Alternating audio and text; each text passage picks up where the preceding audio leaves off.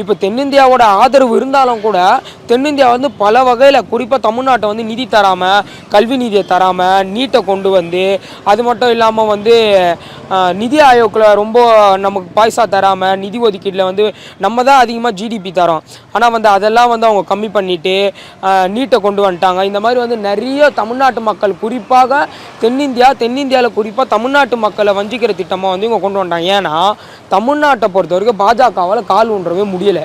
அவங்க வந்து என்னென்னவோ பண்ணி பார்த்தாங்க, என்னென்ன வந்து ஒரு நடைமுறை அரசியலை பண்ணி பார்த்தாங்க, அதுவும் வேலைக்கு ஆகலை. கொள்கை அரசியலை பண்ணி பார்த்தாங்க, அதுவும் வேலைக்கு ஆகலை. இப்போ வந்து நார்த் இந்தியன் வரைக்கும் இங்கே வந்து ஒரே நாடு ஒரே தேர்தல்ன்ற கான்செப்டை கொண்டு வந்து நடைமுறைப்படுத்தி ஜெயிக்கலான்னு பார்த்தாங்க, அதுவும் முடியல. இங்கே வந்து இந்த நாடாளுமன்ற தேர்தலில் அவங்க முழுக்க வாஷ் அவுட் ஆகிட்டாங்க.